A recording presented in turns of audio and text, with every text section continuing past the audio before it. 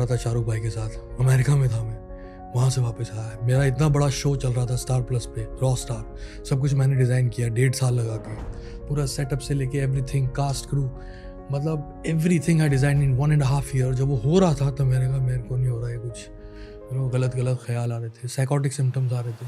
क्या क्या क्या 60 सेकंड में 60 थॉट्स थे और 60 अलग डिविजन्स थी उसकी। अभी मैं इंडिया टूर कर रहा हूँ, मैं चेन्नई गया हूँ, वो लोग पंजाबी गाना गा रहे हैं। मैंने बोला वहाँ पे उनको, मैंने कहा मैं ये बोलता हूँ, मैंने हैदराबाद में ये बात बोली, मैं कहा हम लोग यूरोप जाते हैं, जर्मन फ्रेंच नहीं बोलेगा, फ्रेंच जर्मन नहीं बोलेगा, दोनों एक जैसे दिखते हैं, लेकिन आज साउथ इंडिया में खड़े होके आप कुड़िए नहीं तेरे ब्राउन रंग दे गा रहे हो।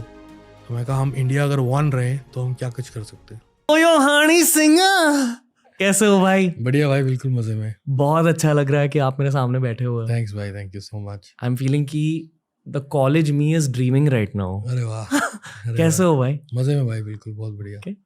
इतनी ज्यादा फ्रेंडली वाइब है आपकी। बस भाई आपका दोस्त ही हूँ, भाई हूँ बड़ा, 100%। जहाँ से आप लोग निकले हो मैं भी वहीं से निकला हूँ। Okay. तो वही बस गलियाँ हैं, वही रास्ते हैं, वही मंजिल है। मंजिल क्या है? डेथ? नहीं, डेथ तो हो जाएगी लेकिन उससे पहले बुलंदी तक जाएंगे। ओके डेथ तो हो ही जाएगी, वो तो क्या ओके। है। लेकिन तब तक ऐसा कुछ करेंगे कि जो लोगों ने नहीं देखा पहले। बुलंदी को थोड़ा ज़्यादा ब्रेक डाउन कीजिए। बहुत कुछ है। सबसे पहले तो वो करना है जो नहीं किया गया। माउंट एवरेस्ट तो नहीं चढ़ सकता, लेकिन जिसने पहली बार किया था उसका नाम हुआ था। तो वो क्या नाम है उसका, नील आर्मस्ट्रॉन्ग, वो भी नहीं बन सकता लेकिन वो बना था, उसका भी नाम हुआ था। तो कुछ ऐसा जो पहले नहीं किया गया। अभी शुरुआत है, बीच में ब्रेक भी लगा काफ़ी, लेकिन शायद वो इसीलिए कि तीर को जितना दूर तक फेंकना है तो और पीछे खींचना पड़ता है। तो वो पीछे खिंचाव 7 साल का जो रहा, उसने तीर को और पैना कर दिया और पकड़ और मजबूत कर दी है। तो जाएगा तो अर्श तक जाएगा। भगवान में बिलीव करते हो? बहुत ज़्यादा। तो भगवान ने वो उस तीर को पीछे क्यों खींचा? क्योंकि तब भगवान में बिलीव करना बंद कर दिया था। ओके 2012 में जब मुझे कामयाबी मिली, उससे पहले भगवान में बिलीव करता रहा, मीडियम था, इतना हार्डकोर बिलीव नहीं था, लेकिन हाँ शुक्राना करता था और मांगता बहुत था। मिला, जब मिल गया तो मुझे लगा यार साला मैं ही भगवान। 2012, 2013, 2014 इतना कुछ देखा, इतना पैसा, इतना सक्सेस, इतना सब कुछ, बिल्कुल भगवान में बिलीव करना बंद कर दिया था। ओके फिर उसके बाद भगवान ने समझाया कि भगवान मैं हूँ, तू नहीं है। फिर अभी वापस धीरे धीरे आया उस तरफ। भगवान में बिलीफ घटती या हटती कैसे है? दोस्तों की वजह से? नहीं नहीं नहीं, अपने आप अंदर तरीके से, अपने आप आपकी लाइफ के एक्सपीरियंसेस से और अपने हालातों की वजह से। और जब बचपन से सिखाया गया हो, मैं स्कूल में कीर्तन में तबला बजाता था, वॉज वेरी डिवोशनल। हमारे स्कूल में, सिक्स स्कूल में पढ़ा हूँ दिल्ली में, तो वहाँ पे डिविनिटी सब्जेक्ट था जो 8वीं तक पढ़ाया जाता था। तो उसमें जब चीज़ आप हमारे होली बुक है वो याद कराई जाती थी, तो उसमें बिलीव करता था, बहुत ज़्यादा पढ़ता था बचपन में। घर पे बहुत कीर्तन का माहौल था, शब्द कीर्तन का और सब था। लेकिन जब जवान हुआ तो कुछ ख्वाहिशें उठी और वो ख्वाहिशें पूरी नहीं हो रही थी, तो थोड़ा सा भगवान में बिलीव कम हुआ। फादर को मैंने ये देखा कि फादर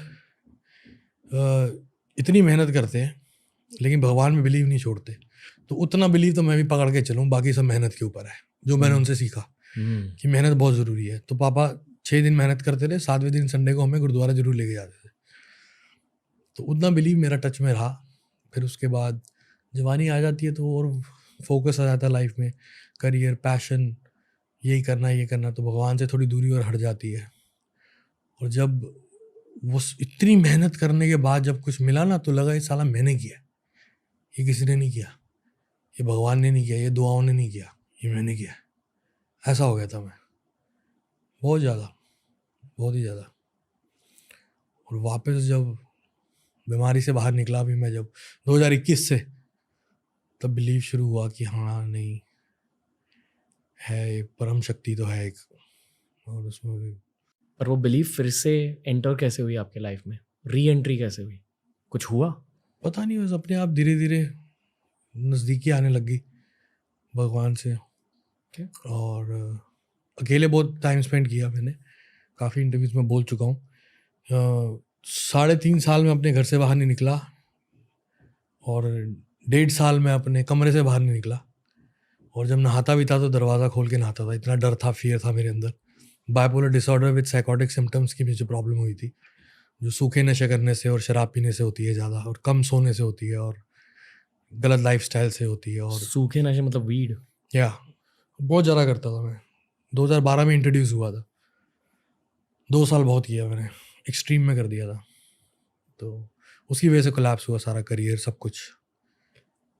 तो बाकी उस डार्कनेस में बहुत कुछ दिखा, भगवान दिखा, शैतान दिखा, दोनों ने बाहें फैलाई,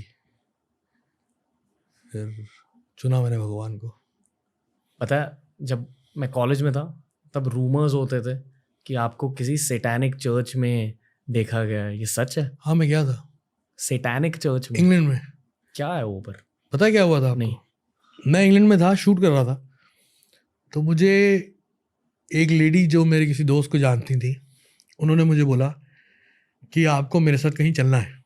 मैंने कहा जी आप जैसे कहें, चलते हैं शूटिंग के बाद। कहते खाना खाने चलना है, आपकी पसंद का होगा। बैंकॉक में एक रेस्टोरेंट है जिसका नाम है अल सना, पाकिस्तानी रेस्टोरेंट है। वहाँ का मुझे पुदीना चिकन बहुत पसंद है, जो मैं 2007 से खा रहा हूँ। ये कहानी बता रहा हूँ आपको, 2013 की शुरुआत की। मैं लंदन में था, मैं वहाँ गया, मैं इंडियन रेस्टोरेंट था एक।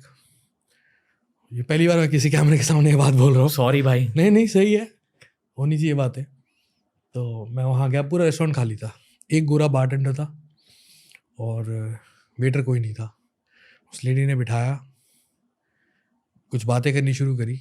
ऑर्डर नहीं लिया गया, लेकिन ऑर्डर मेरे सामने आ गया, और वो वही पुदीना चिकन था जो मैं बैंकॉक में खाता था। उसकी शक्ल लग रही थी।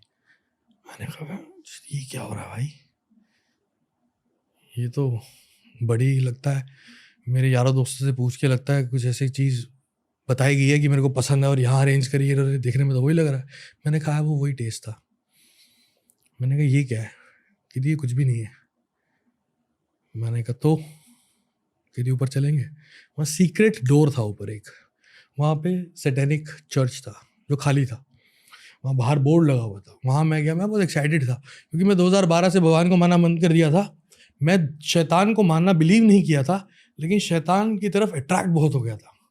शैतानी हरकतें करता था, नशे करता था, ये करता था, वो करता था, याशी करता था, तो मैं उस तरफ अट्रैक्टेड बहुत था। तो मैं उस चीज़ से डरा नहीं, सैटेनिक टेम्पल से। मैं जाके एक बच्चे की तरह उन कुर्सियों में जाके बैठ गया, फोटो करा रहा था। और वहाँ की एनर्जीज बहुत डिफरेंट थी, बहुत स्ट्रॉन्ग। कैसी थी? कंप्रेस करते ना, जैसे कंप्रेसिंग थी, बहुत कंप्रेसिंग। क्लैप भी मारोगे तो रिफ्लेक्शन नहीं आएगी, हैवी एनर्जीज बहुत ज़्यादा। तो मुझे समझ में आया कि काम सीरियस है। सो कहती what you want to do in life? I say whatever I want to do, I will do. Come to us, we get you everything. Boys come there with bigger plans, council sets, they will help them. मैं समझ गया ये मुझे करना नहीं है, लेकिन एक एक्सपीरियंस के लिए एक्सपीरियंस बहुत अच्छा है। तो ये बात तो किसी को पता भी नहीं है। वो इंटरनेट में मैंने फ़ोटो फेसबुक पे डाली थी, जो 1 घंटे में उतार दी गई थी। मेरा मीडिया देखता था, राज भाई कनाडा से, इंग्लैंड में रहता रहा था वो, तो उसने हटा दी, कहते नहीं ये हटानी पड़ेगी। तो वो फिर फ़ोटो हटा दी गई थी। मैंने वो उनका वो डंडी सी होती है वो पकड़ी हुई थी, और ऐसे करके कुर्सी पे बैठ के भी, जहाँ वो मेसन्स बैठते हैं, वहाँ तक गया। बट उससे ज़्यादा कुछ नहीं हुआ? उससे ज़्यादा कुछ नहीं हुआ। ओके, क्योंकि रूमर्स ये थे कि आपने शैतान के साथ एक डील बनाई है, जिसकी वजह से आपको सक्सेस मिला है। मैं उसके बाद एक्साइट हो गया, बहुत एक्साइटेड हो गया, और इल्यूमिनाटी कल्चर के बारे में बहुत रिसर्च करना शुरू हुआ, बहुत इंक्लाइन हो गया उस तरफ। असल में famous people are into illuminati culture? I don't know, they say this lots of speculation. Okay, सच तो पता नहीं क्या है, क्या है क्या नहीं, बट लेकिन कुछ है, स्ट्रॉन्ग है। और अगर आप देखो, अगर बड़े लेवल पे जाके, टॉप फ्लोर पे जाके, तो आपको उसकी रिफ्लेक्शन दिखती तो है। कुछ तो होंगे, कुछ लोग होंगे, दिखती है। ओके। दिखती है, हर तरह से दिखती है। भारत में